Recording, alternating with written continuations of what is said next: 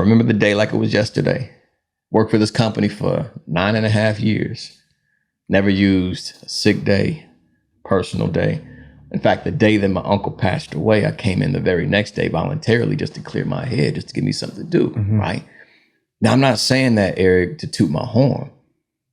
I'm saying that to say they called me in and said, we don't need you anymore. And I found out that sometimes you can be doing everything right but be in the wrong place. You know what I mean? And God will put you in a position where he forces you to do what it is that you've been created to do, especially when you got a calling on your life, right? Especially when the gift that you have is going to impact the lives of others, which every single one of us falls into that category, right? And we spend so much time running away from what makes us amazing, failing to realize the very thing that we're afraid of is really going to give us access to what it is that we desire.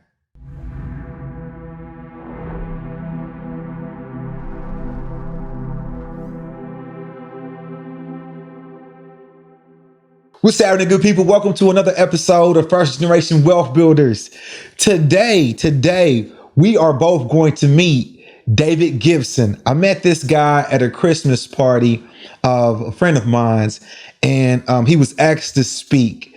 And I was floored and intrigued by his words. I was moved by just his message. Therefore, I thought that he immediately had to be on the podcast. Sure. But I had a baby, so we had a little delay. Yeah. So without further ado, man, welcome to the podcast, man, boss. It's a pleasure and honor, man. Glad to have this conversation. No doubt, man. So, just so you know, he's an author. He's a keynote speaker. He's a mentor. He's a coach over personal development. Is that correct? All right. So that's my part. Please introduce yourself to the crowd, man. I mean, you done gave so many words. I'm trying to figure out who you talking about, bro. But nonetheless, man, to really kind of package who I am, what I do, David Gibson is my name. I go by D1 Gibson. That's pretty much what my virtual community has handed me as far as my name is concerned. I host a personal development platform where I provide tools, inspiration and strategies to young professionals to help them scale their ideas and ultimately optimize their potential, living their best life. I'm all about holistic growth from mindset, belief systems, habits that put you in a position where you're effective and ultimately aligning your life with the values that you have incorporated and the things that you want to accomplish. That's a mouthful, bro. When did you inherit this assignment? Man, to be honest with you, it was something I ran away from for quite some time. Tell me about it. Tell us about it. So really, man, based in Indianapolis, Indiana, right? I graduated from IUPUI, majored in business marketing. And like many college students, I was in a position where I got this degree and I'm like, man, I don't know what I want to do. I'm unclear of what direction I really want to take my life.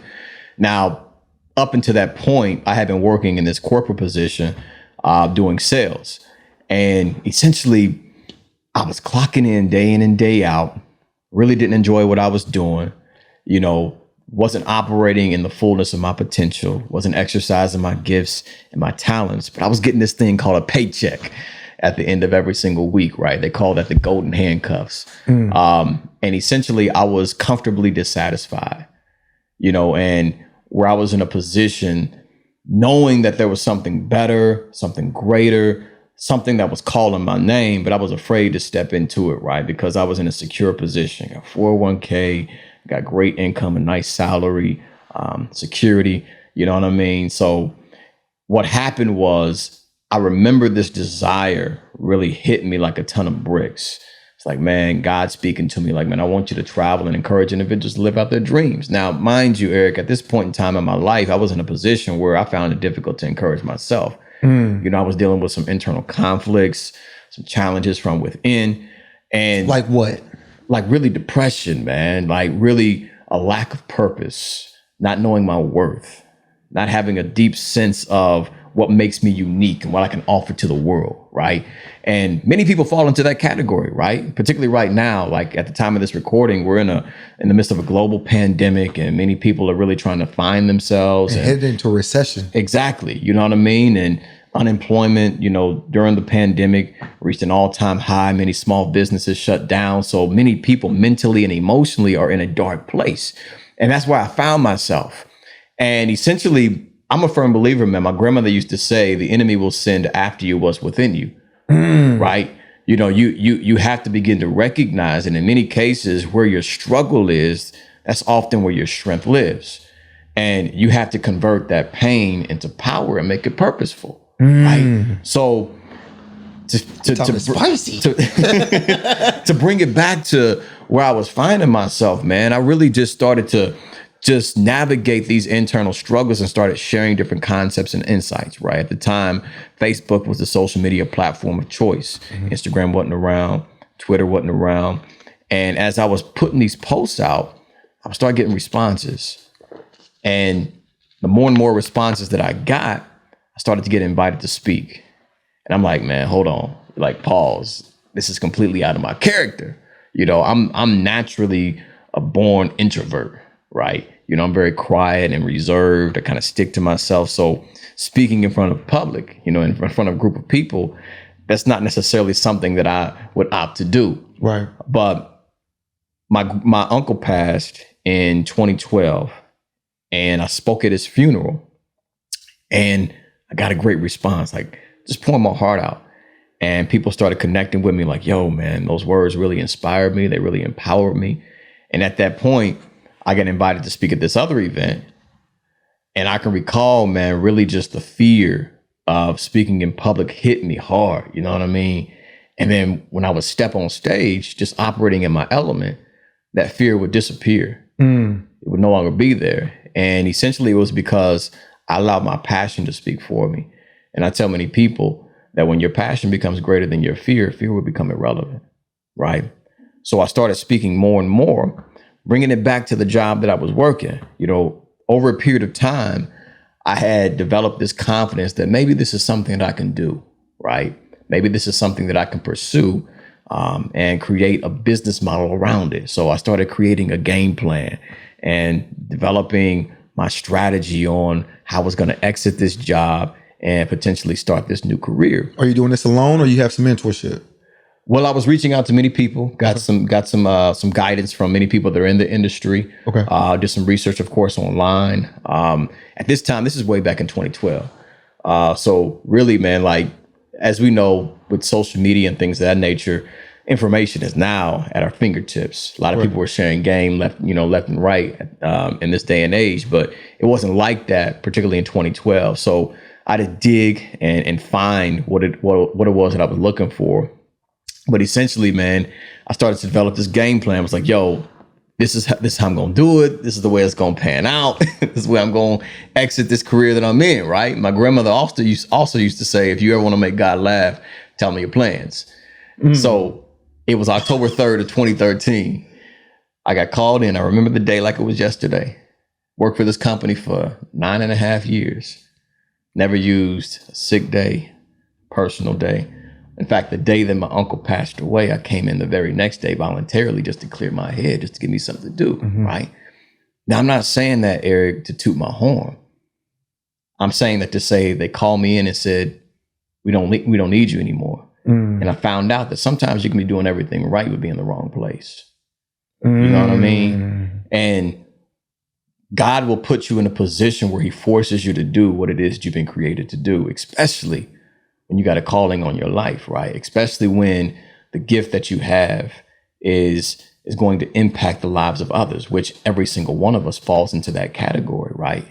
And we spend so much time running away from what makes us amazing, failing to realize that the very thing that we're afraid of is really going to give us access to what it is that we desire, right? Ooh, I hear you. Joseph Campbell, man, I don't know if you're familiar with the author, man. I'm not. Wrote a phenomenal book, man, the Hero's Journey. Hero's Journey. In that book, it made a statement that said, the treasure that you seek will be found in the cave that you're afraid to enter.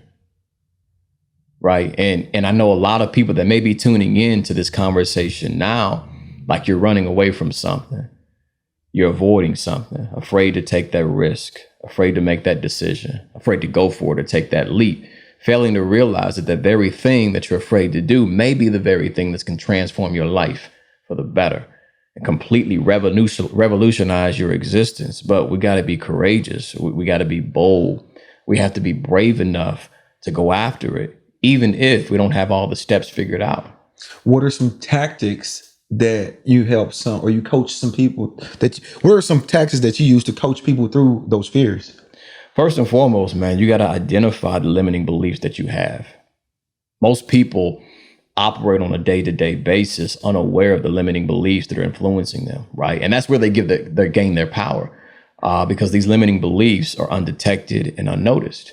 What you can do to begin to identify them is look at an area in your life that doesn't seem to be working.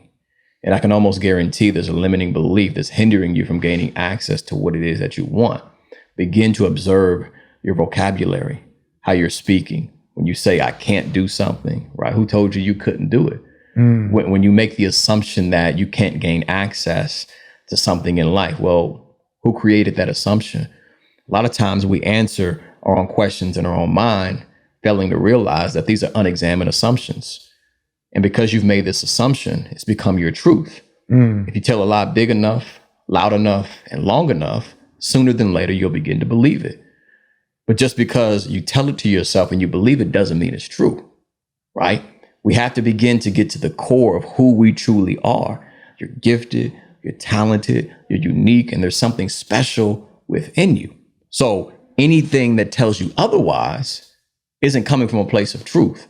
But let me give you an example. Yeah. I was watching a podcast, and a gentleman stated that when you're young and you're a kid, you want to become an astronaut. You want to become the president. You want to be a scientist. You have these large aspirations and wild dreams that are attainable, seem fun, and you're excited about it. Yeah. But then we go through school, elementary, junior high, high school, college.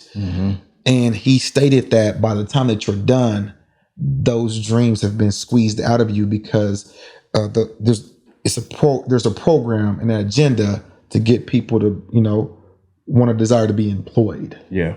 And so like a situation like that, I would say that that's the community around us. That's the structure that's around us. Yeah. And I think that sometimes hinders us. What do you think about that? It definitely plays a role in the way that we think and how we show up. And we have to understand, first and foremost, out the gate, you want to define what success is to you, right? Like running a company or being an entrepreneur ain't for everybody. No, you and I both know that, right? Nah, I be one now sometimes. You know what I mean? It's not for everybody, but there's nothing wrong with using your gifts and your talents and contributing to the mission of a company that you believe in, right? When you're aligned with their values. The key is for each and every single one of us to define what success is, right? And not buying into the cultural definition of success, because a lot of times that can leave us feeling empty. The cultural definition of success can be defined as money, power, prestige, beauty, brilliance, fame, fortune, how many followers you have, how many subscribers you have, how many views you get. And a lot of times, again, that will leave people lacking fulfillment, right? I think Tony Robbins once said, success without fulfillment is failure in disguise. We have to identify what brings me fulfillment. What gets me excited? What makes me come alive? Once you define that, begin to build your life around it. And once you define what success is to you, begin to identify what beliefs am I holding on to that potentially are hindering me from gaining access to what's going to bring me fulfillment. What traditions have I grown accustomed to, right? Like what societal expectations am I abiding that are preventing me from stepping boldly into what's calling my name? And this is a process, right? It's a continuous journey that we have to take, where we have to continue to evolve, identifying these fears, these doubts, these insecurities, imposter syndrome that may creep up, and these limiting beliefs that may try to play a role in how effective we are as we pursue excellence in life. That's a lot to unfold and unpack. Yeah. In your mentorship, because I know you got one, right? Yeah. Is it a group setting or is it one-on-one? So I do both. I do individual coaching as well, as well as group coaching. Gotcha. But Sorry about that. My mouth was dry, brother. Oh, you good. You good. But all of it is designed essentially to help individuals connect with themselves, right? Gotcha. Connecting with the essence of who they truly are. As you were mentioning earlier, when we're in school, as we're growing up, as we're navigating life, a lot of times that impulse to dream can be slowly beaten out of us through mistakes, failures, setbacks, letdowns, heartbreaks, disappointments. And when we can go on and on about how life can hit us, in many cases, unexpectedly, right? And in those moments, we disconnect from ourselves, the essence, the core of who we truly are. I'm a firm believer. I may not know you personally as you're watching this video or tuning into this podcast, but you were born extraordinary. Fact. Every single one of us are extraordinary. So the question is, why do many people live an ordinary life? It's because they give up their extra. They give up their extra, right? They give up who they truly are to fit in, to follow the crowd, to do what's popular, to align themselves with what's trending. And they're afraid to speak their truth, to show up as they truly are, to believe in what they believe in, or to have faith in that wild and crazy dream that other people say you'll never make it happen, right? You got to connect with that extra, and that's how you become extraordinary. I think that a lot of us, believe it or not, are aware of our, what would I say, our extraordinary skills. Once we pay attention, I think that we're aware of our gifts. Yeah. But would you agree or disagree that many of us lack discipline and consistency, and that kind of like affects our momentum and our growth, and that's why we don't ever get to really tap into our max potential? I strongly agree. I mean, when it comes to creating anything from scratch, succeeding at anything, whatever field you're in, whatever endeavor you're looking to accomplish, it's going to require discipline. It's going to require consistency. How do you identify those who are not disciplined in your programs? Look at the results.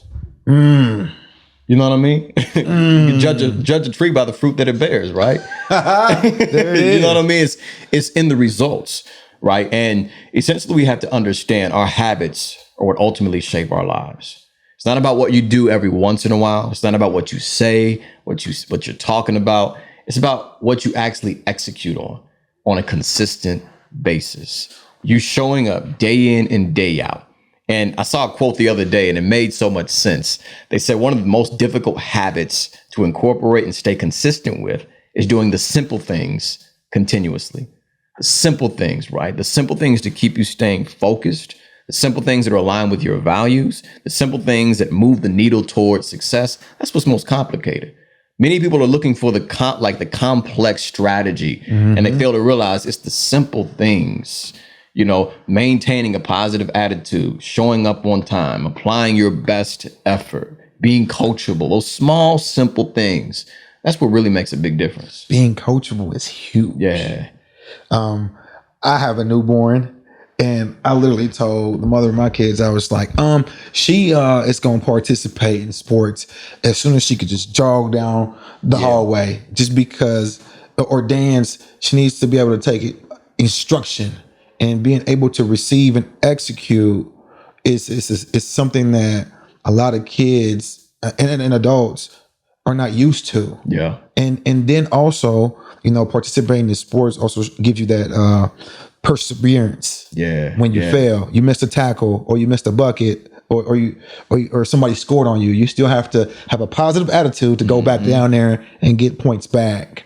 So it's funny that you say that, but I literally had that conversation with her yesterday. I was like, whatever we could do it too, that's what we gonna do it too. And it's just because being coachable is something that, I'm gonna be honest with you, I see a lot of people lack. And it's I don't know what it is. I don't know if they feel like they already know or they could do it better. I don't know, but you know what I'm saying? I see that as a big challenge, as I've had turnover here lately. A lot of us have, as entrepreneurs here during the pandemic. And a lot of people come in and they want to just do simple tasks. They want to just get away with cutting corners. And then when you apply parameters to inject discipline into the system, sometimes you get a little bit of pushback. Well, I think, Eric, man, that's because innately we're afraid of change. Human beings, we associate change with something that is uncomfortable and will promote pain. And like we're neurologically wired in a way where we will always make decisions, or essentially our mind is focused on making decisions that are going to promote pleasure and comfort and avoid pain or loss, right? And in order for us to grow, pain is necessary. Those uncomfortable experiences are going to have to be taken. So essentially, we have to disrupt this human conditioning or this desire to be where we are and have everything figured out and everything certain and everything known, and step into the uncertainty, step into the unknown, be willing to make a mistake, or essentially be willing to do something differently, right? Because that's what you're talking about. You create these parameters and many people are like, well, this is the way I've always done it. I'm not switching up now. It's because I'm afraid of change. No, in order for you to improve, in order for you to develop, you have to be willing to disrupt your pattern and adopt something new. In this same example, I hear a lot of people say, oh, that gives me anxiety. What's your counter to that? What is anxiety? So for me, anxiety is lack of preparation, lack of knowledge. It's lack of understanding. That could be the same. And that's how I translate it. Because I feel that, for example, if I had a test and I studied and I was confident that I did a great job preparing, I wouldn't wake up that morning with the same anxiety.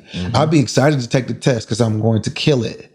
But if I didn't prepare, if I didn't do the things to be ready, I think that anxiety would kick in because I know that failure is around the corner.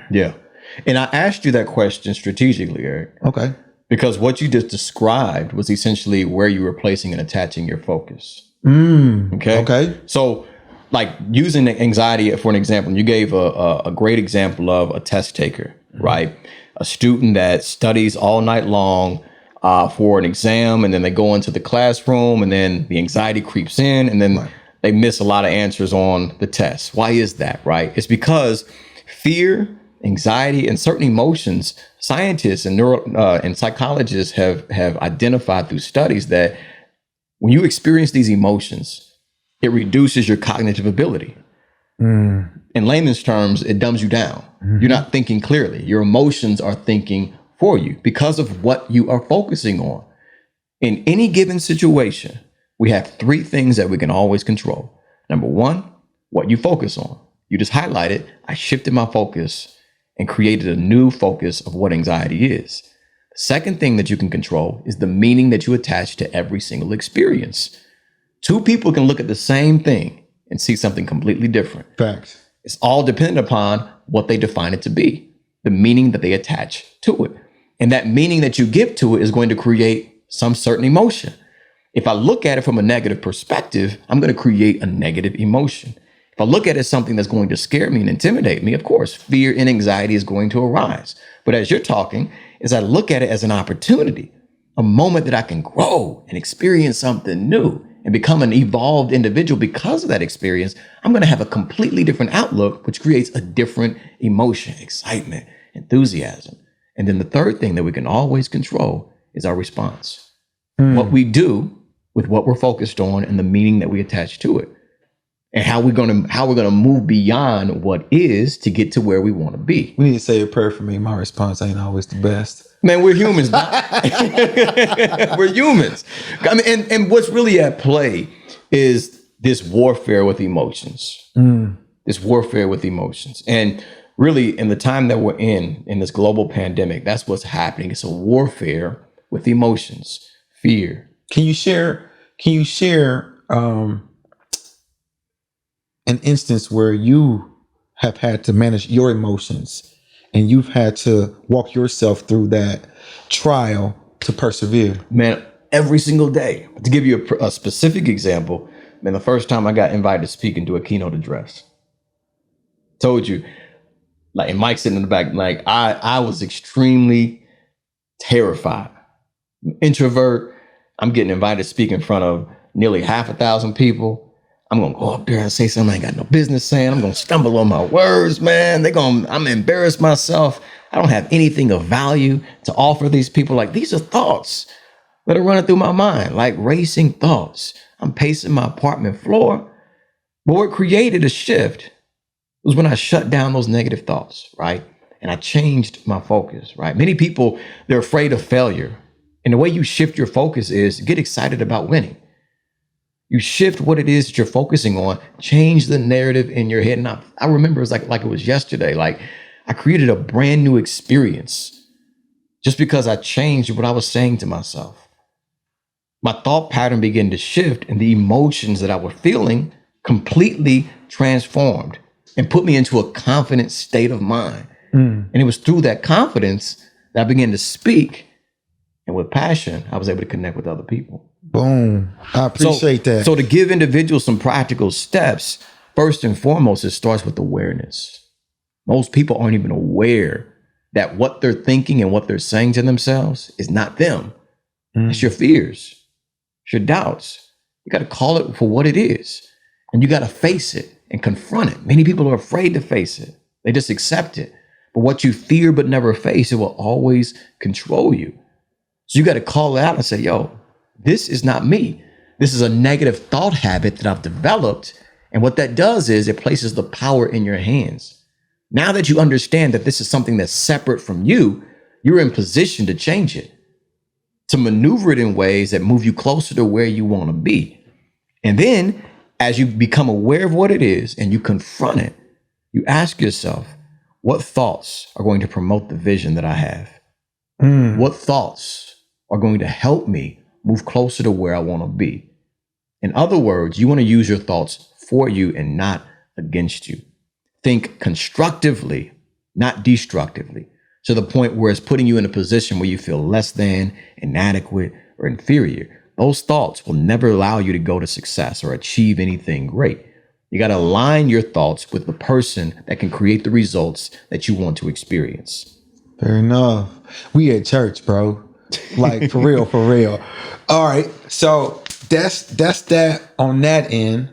What about consistency? You know what I mean? Like, we start a lot of things, but we never finish them. I've been guilty of that. You know what I mean? Like, how do you support, or how do you navigate, being consistent day to day? Like what type of things do you do? It's about self-discipline. And I did a post on this recently on Instagram, and I got a great response from it, and I'm grateful for it because I believed it helped a lot of people really gain a new perspective of consistency. Consistency is fueled by your self-discipline. And let's remember that your self-discipline is dictated by what you say to yourself. If you're not in control of what you think, then you're not in control of what you do. So to remain consistent, 3 things that you want to remind yourself of every single day. Number 1, remember what you want. Being very specific, right? Where you want to be, the things that you want to accomplish, the experiences that you want to have, the areas in which you want to grow, or the contribution that you're aiming to make. Get locked in on it. See it. Picture it in your mind. Become one with it. Number 2, remember why you want it. Why is it important for us to remember why we want it? We talked about it briefly earlier, Eric. Emotion is the greatest influence on our behavior.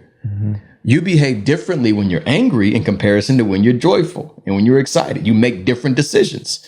So if I focus on the things that I want, that's going to stimulate positive emotions. I may feel like taking the day off, right? I may feel like, man, I'm not going to execute today. I'm just going to coast through the day.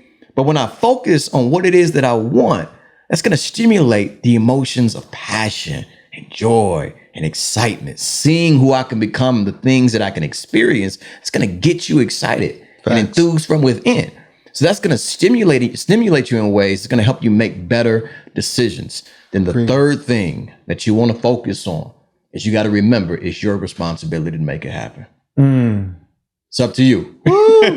You know what I mean? Like we miss 3 a lot. Yeah, I mean, we often blame people, we blame situations, we blame circumstances for our lack of success, for where we are. And we have to understand when you blame other people, it makes you irresponsible. Meaning you don't have the ability to respond to what life is throwing at you. And let's remember, you're fully capable of handling whatever life throws at you. Man, we got to clap it up for that one. We got to clap it up for that one. Man, woo! I like that. I like that. Man, I have a question. Yeah. You know, growing up, I grew up on Michael Jordan, but then I became a Kobe fan. Yeah. Real hardcore Kobe fan. And you know, like I ran track, but I applied like kind of like that mindset, the mentality, aspect of what he was doing on the basketball court to what I was doing, right? Yeah. Just kind of like mimicking the mindset. And then later, as I got older, I started watching other investors. I watched other businessmen and how they function and did things to kind of like just really understand and get a comprehensive overview of where I wanted to go and who I wanted to be. Who are your who's? Out the gate, I failed to mention, man, when I was in undergrad and working full time, I was a full time boxer as well. Okay, full time. You can scrap. Yeah, I ain't gonna mess with you, bro. We good energy here. It's all in love, fam. It's all in love, man. I'm kidding. But when I first started competing, man, I would study different fighters, and of course, I had to study the greatest of all time, man. Cassius Marcellus Clay, aka Muhammad Ali, man. Understood. Float like a butterfly, sting like a bee. Your fist can't hit what your eyes can't see. Rumble, young man, rumble. But really, man, when you're talking about the mindset, right? That was something that I was drawn to. Of course, if you watch a few seconds of Ali, his charisma, his energy is really going to draw you in. But really what drew me to who he was and what really inspired me about him was really just his approach to adversity, to the odds being stacked against him. And to him, it was more like a challenge. And he instilled belief within himself in spite of external circumstances that contradicted what he believed, what he said, what he declared, right? And I remember watching an interview and he was talking about the first time he won the heavyweight championship title of the world. Now, I don't know if you know anything about boxing, man. A little bit. So it was in 1964, I believe. He fought Sonny Liston. Yes. Sonny Liston was a gangster, doc. I mean, Mike Tyson talks about, man, if he came up against Sonny Liston, he knows for a fact he would get annihilated. Sonny Liston was tied with the mob. I ain't watched too much of Sonny, but I know who he is. Sonny wasn't nothing to play with. And you got this dude from Louisville calling him out, right? They called him the Louisville Lip. He would always call him out because, of course, his desire is to become a heavyweight champion. And Sonny Liston is standing in front of him. So he finally gave him a shot. Nobody gave Muhammad Ali a shot at winning the title. Like they had ambulances right there ready on standby, thinking people they thought that Sonny Liston was going to kill Ali, literally. And analysts didn't give him a shot, nobody. But Ali was still just talking, man. Just talking crazy. Telling, at that time he was telling, I'm gonna knock you out in the 8th round. This is how I'm gonna do it. And people were like, man, why don't you just keep your mouth shut? But in the interview, he was talking about how when he beat him, many people thought that he was talking to Sonny Liston. And he was like, man, nah. I'm a paraphrase for him, but he was like, nah, I wasn't talking to Sonny Liston. I was talking to me. And then what he said, Eric, really stuck with me. And I've lived according to this quote. He said, it's the repetition of affirmations that leads to belief. And once that belief becomes a deep conviction, that's when amazing things begin to happen. Meaning he saw what he wanted. He visualized it in spite of what was around him, his current environment, his current circumstances. He distorted his current reality to see what could be. And then he spoke it into existence. He called forth things that were not as though they were. He continued to repeat these things to the point that it became a deep conviction. And because it became a part of his belief system influenced the way that he performed. Meaning, even though everybody and their mama said, yo, man, you're going to be done for. It's a wrap. Night, night. It's going to be the end of your career and maybe the end of your life. He tuned out that noise and connected to what it is that he wanted, what he saw, what he envisioned. And he spoke that into existence. And that began to create a shift within him. And that conviction influenced how he performed. And we now know him as the greatest of all times. No doubt. No doubt. You know what I mean? And I tell many people, using that concept in mind, it doesn't matter who doesn't believe in you. It doesn't matter what other people say. Don't allow other people's opinion to become your truth. Don't allow your current circumstance to dictate what is possible. Don't downgrade your dreams to fit and match your reality. Upgrade your vision to match your destiny. Look beyond what is and connect to what can be. And continue to believe in it and invest in that belief system to the point that it becomes a conviction, meaning move and operate with confidence with everything that you do. It may not happen overnight, but through consistency, through persistence, eventually it will happen. But it starts with us believing in it. Believing in it.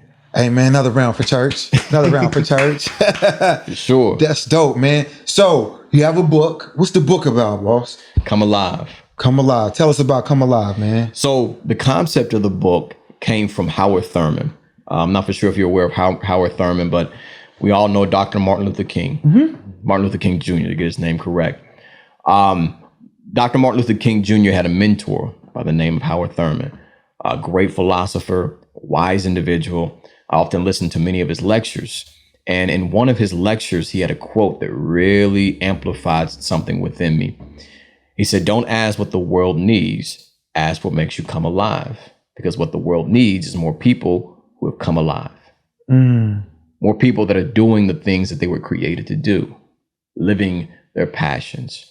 And on the book cover, I have illustrated an eagle that's inside of a cage that's designed for a parrot. And that really is a metaphor. Many people find themselves in that position where they're in something small, quote unquote, or something that can't hold or contain their greatness or their potential. And they're trying to bust through, right? And many people are afraid to step out of that cage, unaware that the keys to that cage are from within. Or better yet, your potential can bust through that cage and open up doors of opportunity for you. But in order to do that, in the book, I describe my journey and some steps that I took to help me gain a new realization of who I was, my thought pattern, my belief system, essentially the vision that I had for myself, the vision that I had for my life and what was possible, identifying strategies to remain consistent, overcoming adversity and obstacles, and essentially connecting with purpose. I talk about those strategies in the book, and really it sums up the journey that I believe every single one of us must take to tap into our God-given ability. Because let's keep in mind, it's not going to be easy, right? It's not going to be handed to you. We have to believe in it. We have to be consistent with it. And most importantly, we have to give ourselves permission to pursue what's calling our name. Got you. You mentioned something. You said that you had your vision for yourself. Yeah. Like, how'd you draw that up? Like, what'd you pull from to create that canvas? Still doing it. Okay. Still doing it. And I think this is a never ending journey for all of us. Okay. Like we're constantly evolving, but really what assisted me is identifying where I can add value, right? You know, what skill set do you have? What unique ability do you possess? What's something that comes easy to you that may be a struggle for others? That's often an indication of really something that's going to make you special and something that you can use to add value. And just speaking from a business sense, as you know, Eric, I mean, that in itself is the secret to wealth, is to add value. to find ways to do more, to give more, to serve more, and essentially you have more opportunities to earn more. You want to find out how you can offer something of value to others with what it is that you possess.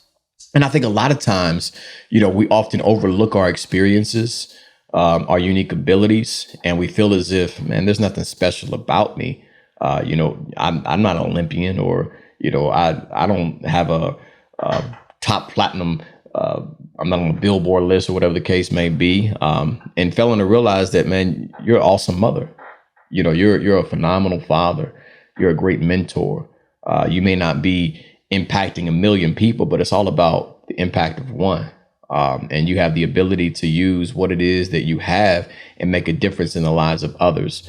So for me, it was really just identifying my ability to tell stories, my ability to connect with people on an emotional level, my ability to use my experiences, my pain, and again, to convert that into power and to use it purposefully.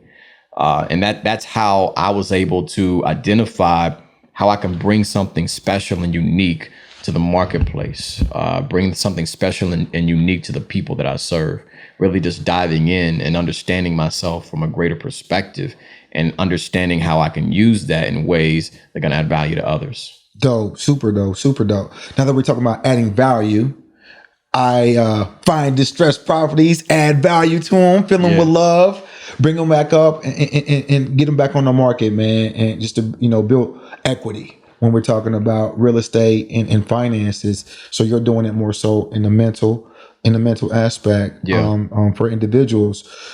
I say that to say, have you ever engaged in real estate investing? We're currently working on a project now. I can't speak on it. Can't speak on it. We're currently working on a project now. Okay. Who's we? You and your wife? My partners. Okay, got you. My partners. Okay. My partners, and of course, my wife is on the team as well. Okay. But we're currently working on a project now that I believe is going to be extremely beneficial for the city of Indianapolis. Okay. And begin to open up doors for people that are looking to serve and add value to others. But we're working on it. And then some ideas that we talked about offline. I'm always looking for ways, man, to really leverage opportunities. And so just to tap back into that, man, I can share that because that's a learning moment, I think. Yeah. So I had expressed to you that I don't believe in owning real estate. Yeah. Because when you own a piece of real estate, let's say, for instance, a single family home residence that's $100,000. If you own it and you're renting it out, yes, you get $1,000 a month or $1,200 a month every month. But the truth is that you lose the tax benefits, to be able to, use on your tax returns. Mm-hmm. You also lose the ability to continuously build equity. Yeah. Meaning that if you have a loan on a property, somebody's always going to be paying that money down and building equity for you again, even after you refinance. You just refinance, and do it all over again. You lose that benefit. Therefore, we're really not maximizing on the asset's potential if we own it. Yeah. Now, that's more so when you're at scale. When we're at scale, let's say 4 or more. Mm-hmm. You definitely don't want to own property. But if you only own like 2 or 3, yes, own them free and clear, because if you're getting $1,200 per property and you have 3 properties, that's essentially $3,600 a month that you could leverage to pay your bills and for your lifestyle. But if you're really looking to grow and really build a wealthy portfolio and you had 10, 15, 20 properties, I think it's best to leverage bank financing, allow somebody to pay it down. Therefore, you get increased equity, you get cash flow, you get tax deductions, and you're going to get appreciation over time. Yeah. And so that's what I shared with you of how you could compound that money from those houses into the principal. You could basically take your cash flow, put it into the principal of the properties, and essentially refinance the properties after paying them off very, very quickly. Give or take anywhere between 2 to 5 years. And I love that, man, because it's a perspective that I never considered. Mm-hmm. Right.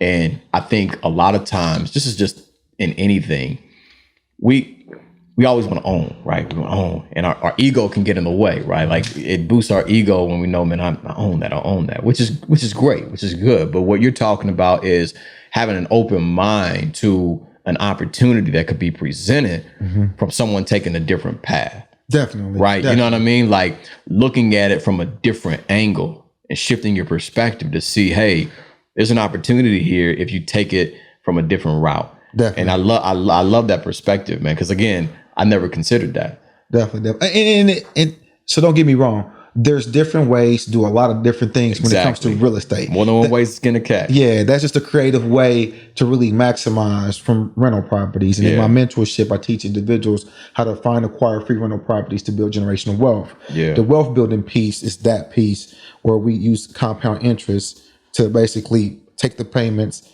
and put it into principal to basically pay those homes down. And then we refinance all the money out. Okay. That's what we do. Man, I'm disappointed I don't get to hear about the surprise. Have you done any projects outside of what you're working on right now? No. Got you. No. Have you ever wanted to and then take that risk?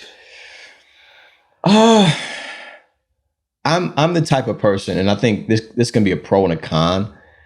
I like to gather the information and then make a calculated step, a calculated risk in some cases. With that said, because I've taken time to gather it, you know, I focused on my vision, right? And essentially, these are things that I do on the side. But the project that I'm working on now is now bringing the two of them together. Gotcha. But before, it's always been on the side where I've just focused on ways to kind of just leverage income and not necessarily be focused primarily on that. But directing my attention towards it every once in a while. Understood. But I need to be more, assertive on that. In due time, man. Yeah. The necessities of life, water, food, and shelter. For sure. You know what I mean? So, man, let's go into a little bit of detail about your mentorship. Yeah. You know,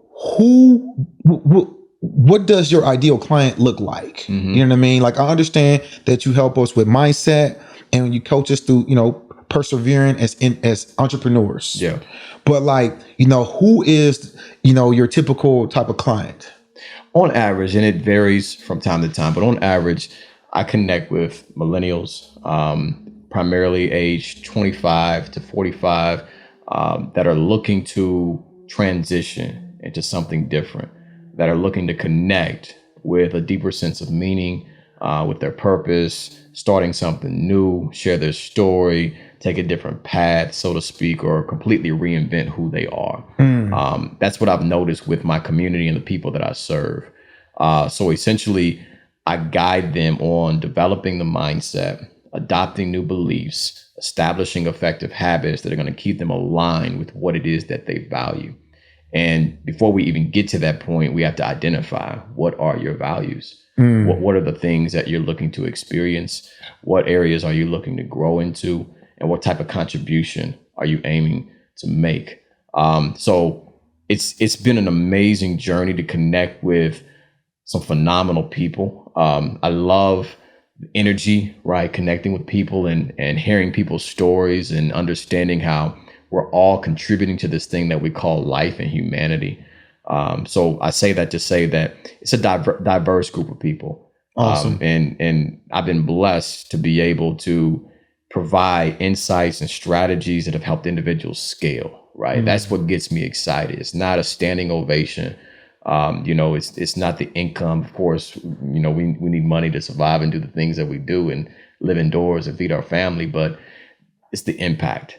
That's what really brings me fulfillment, is knowing that you've assisted someone in overcoming their fears and now they're stepping into their purpose. You've guided someone on adopting new beliefs and now they're making an impact in their own field, in their own journey. That's what really gets me excited. Dope. Where can somebody listening to this podcast find you? So essentially, I'm on social media at D1 Gibson. It's pretty much on all my handles. My website is elevationisamust.com. I've got a lot of free resources available, again, for the free 99. We all love the free. But, great guides. They're going to help you develop an effective mindset, some practices that you can implement. Going to help improve the quality of your life. I'm on YouTube as well. That's at David Gibson. Just pretty much Google that, and pretty much a lot of my videos may pop up. Got you. Any YouTube?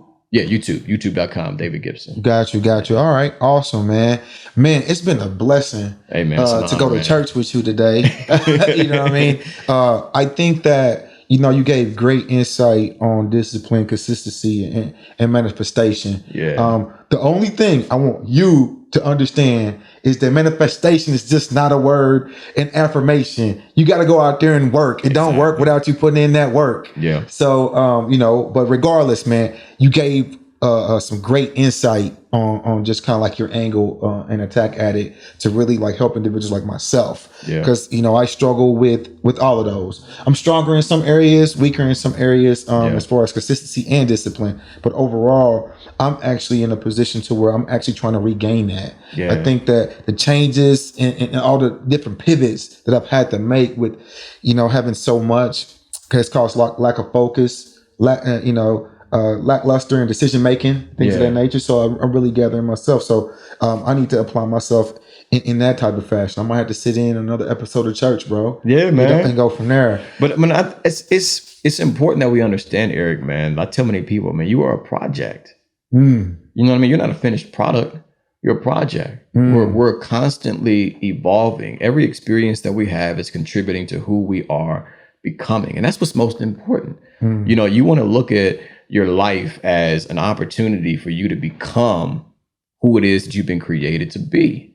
So we have to understand, with us being a project, there's room for growth in all areas of our life, mentally, emotionally, physically, financially, spiritually, personally, relationally, all areas of growth, man. We have to see each moment as an opportunity to invest in ourselves and become better. And the more and more we invest in ourselves and become something better, the greater impact that we can make.